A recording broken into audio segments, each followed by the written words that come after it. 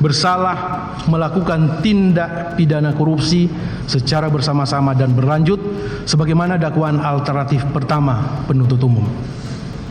2. Menjatuhkan pidana terhadap terdakwa Syahrul Yassin Limpo oleh karena itu dengan pidana penjara selama 10 tahun dan denda sejumlah 300 juta rupiah dengan ketentuan apabila denda tersebut tidak dibayar diganti dengan pidana kurungan selama 4 bulan. Itu tadi hasil putusan pidana ex-Menteri Pertanian Syahrul Yassin Limpo oleh Majelis Hakim Pengadilan Tipikor, Kamis 11 Juli 2024. Majelis Hakim menilai SYL terbukti secara sah dan meyakinkan telah melakukan pemerasan di lingkungan Kementan. SYL lantas dijatuhi hukuman pidana penjara selama 10 tahun. Ya, 10 tahun.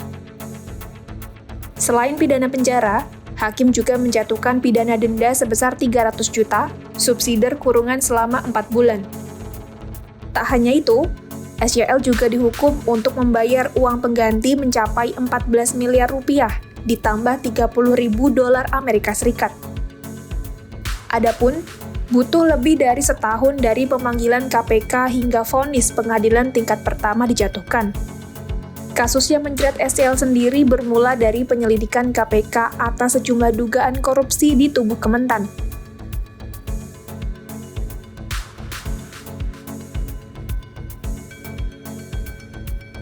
Pada 16 Juni 2023, KPK memanggil SYL yang saat itu masih menjabat sebagai Menteri Pertanian untuk dimintai keterangan.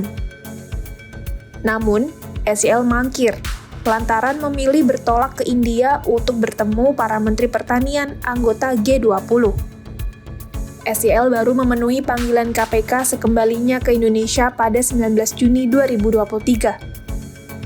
KPK juga sempat menggeledah rumah dinas SYL di kawasan Kebayoran Baru, Jakarta Selatan pada 28 hingga 29 September 2024. Namun, saat rumahnya digeledah, SYL tengah berada di Roma, Italia, untuk menghadiri urusan tugasnya sebagai mentan. Usai menggeledah rumah SYL, tim penyidik juga melakukan penggeledahan di kantor Kementan, serta 2 rumah pribadi Syahrul di kota Makassar.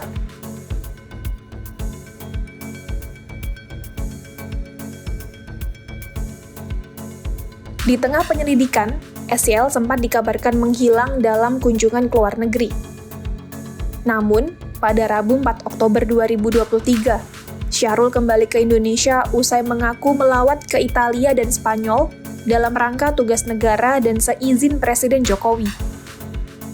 Keesokan harinya, SYL datang ke kantor Kementan dan Polda Metro Jaya untuk menyampaikan keterangan terkait laporan dugaan pemerasan pimpinan KPK yang dilaporkan pada 12 Agustus 2023. SYL pun juga mendatangi Sekretariat Negara meminta bertemu Presiden untuk menyampaikan surat pengunduran diri.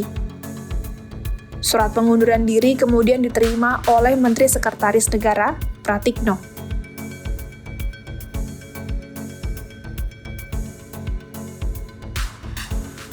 Pada Rabu 11 Oktober 2023 malam, KPK resmi menetapkan SYL sebagai tersangka.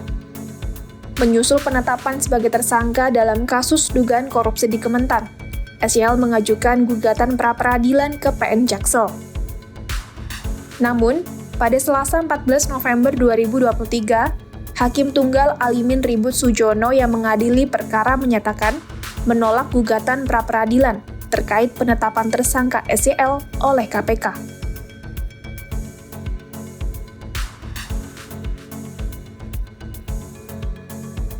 SYL kemudian menjalani persidangan perdana dugaan tindak pidana korupsi di Pengadilan Tipikor pada Rabu 28 Februari 2024. Jaksa Penuntut Umum KPK mendakwa ex-mentan itu telah melakukan pemerasan, memotong honor pegawai, dan menerima gratifikasi sebesar 44,5 miliar rupiah sepanjang 2020 hingga Oktober 2023. Dari persidangan juga terkuak bahwa SYL, keluarga, koleganya menikmati hasil tindak pidana korupsi di Kementan.